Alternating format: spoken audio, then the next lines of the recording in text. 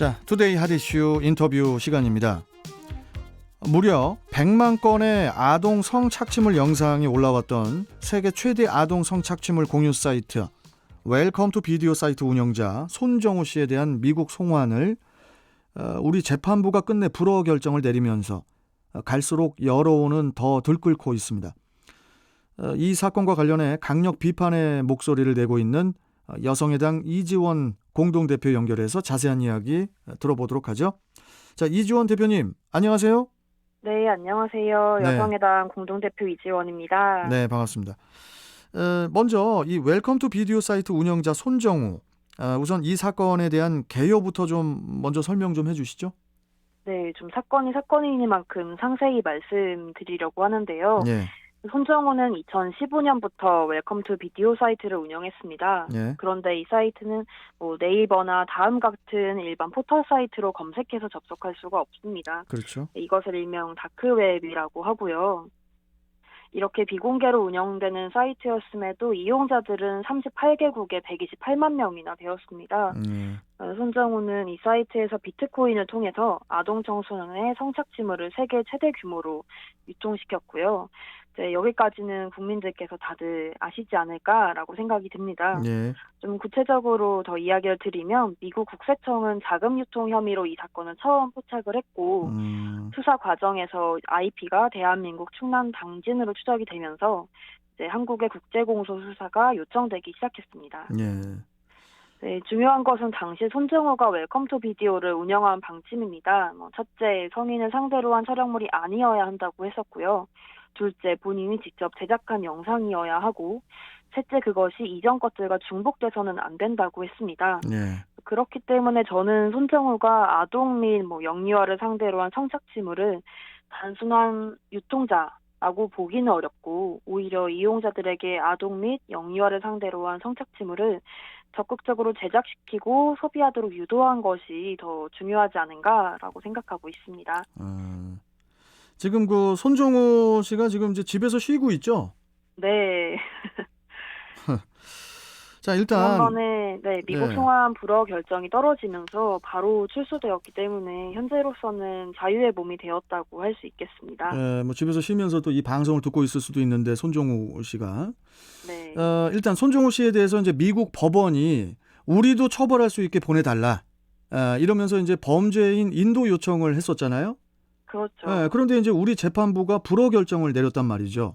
네, 그래서 맞습니다. 이제 그 석방이 됐고 그 법원이 손 씨를 미국으로 보내지 않기로 한 이유 핵심 근거는 뭐라고 보십니까? 손정우를 미국으로 인도하지 않아야만 한국에서 웰컴 투 사이트 이용자들에 대한 수사나 혹은 관련 조사에서 필요한 정보와 증거 수집이 용이하다는 것이 핵심이었는데요. 이런 결정을 내린 당시 재판부는 대한민국이 손정우를 통해 국내에서 관련 수사를 주도할 것이고 그럼으로써 아동 청소년 대상 성착취 예방을 이뤄내겠다라고 포부를 내비치셨습니다. 하지만 저는 이 지점이 가장 납득하기 어렵더라고요. 왜냐하면 이미 국내에서 1심 징역 2년, 집행유예 3년, 2심에서는 징역 1년 6개월이 선고되었고 예. 당시 너무나 낮은 수준의 양형이 주어진 사유가 손정우가 나이가 어리고 초범이고 성장 과정이 불우했고 2심 직전에 혼인신고를 해서 부양가족이 생겼다는 것들이었습니다. 뒷부분은 좀 이해가 안 가네요. 그런 부분이 뭐가 그렇게 중요한지. 네, 그래서 이제 양형 기준의 재설정이 필요한 상태이고요. 예. 보통 양형 기준의 감경 사유가 초범이다, 나이가 어리다라는 것이 대부분이어서 적극적으로 시정되어야 하지 않을까 싶습니다. 그래서 단순히 네, 말씀하세요. 이게 단순히 손정우 개인에 대한 형에서만 그치는 것이 아니라 재판부가 이야기했던 대로 관련 이용자들에 대한 처벌까지 가능할까라는 것도 회의적인데요. 네. 왜냐하면 이미 국제공조 수사를 통해서 346명의 신원이 파악이 됐고 예. 그중에 대한민국 국적자만 223명이었습니다. 이들 대부분은 이미 경찰이나 검찰 수사를 종료했고 형 집행까지 마쳤습니다. 예. 그렇지만 이들 역시도 벌금형이나 집행유예라는 경미한 처벌에 그쳤고요. 저는 이런 상태에서는 웰컴 투 비디오 이용자들에 대해서 추가적인 수사 계획이 있다라고 가늠하기가 굉장히 어렵습니다. 이렇게 되면요, 대표님, 네네. 나중에 또 범죄자들 그냥 또 사이트 만들어서 웰컴 투 요번 비디오 말고 요번에는 웰컴 투 오디오로 하나 만들자 하면서 아이고 형님 그러면서 걸려 들어가요. 야 어때 가서 한 1년 6개월만 살고 오면 되는데 이럴 수 있는 나라가 되는 거예요. 그렇죠. 그래서 이번에 재판부의 결정은 어떻게 보면 아동 성착취를 국가적으로 방조했다라는 걸로 읽힐 수가 있다고 보고요. 예. 게다가 새롭게 사이트가 개설된다고 해서도 운영자를 단순 검거한다고 했을 때 이용자들의 정보 수집이 불가능해요. 예. 손정우도 이용자들의 정보를 수집하고 있는 것이 아니었기 때문에 손정우를 한국에 둔다고 해서 관련 수사가 용이하게 이루어질 것도 아닙니다.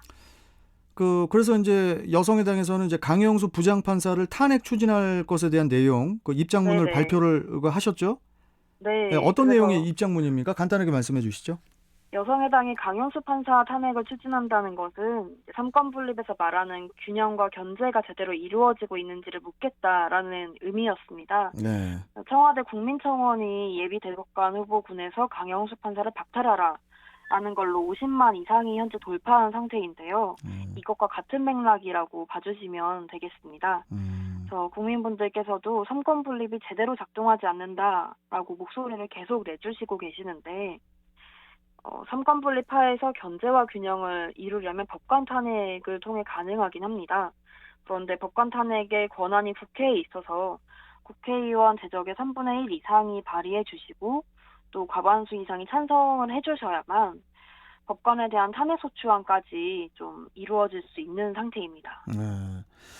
만약에 네. 우리 이 대표님 손정우가 미국 법원의 요청을 재판부에서 우리나라 재판부에서 받아들여 가지고 미국으로 손씨를 보냈다. 이러면은 추가적으로 한 100년 정도 살 수도 있는 거였죠?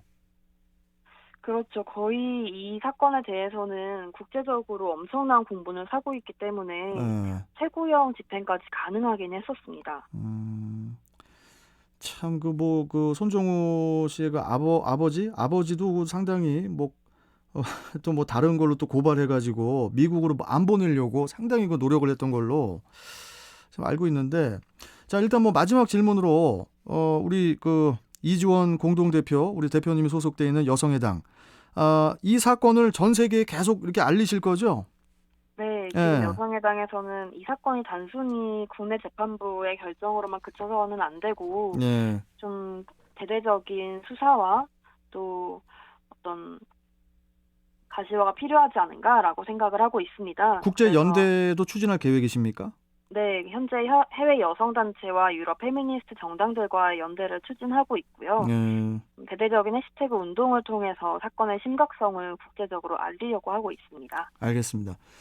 좀 주권 국가로서의 주도적인 형사처벌 권한도 이것도 중요하지만 범죄자에게는 그에 걸맞는 처벌이 좀 기본적으로 좀 내려졌으면 하는 그런 생각을 좀 해봅니다.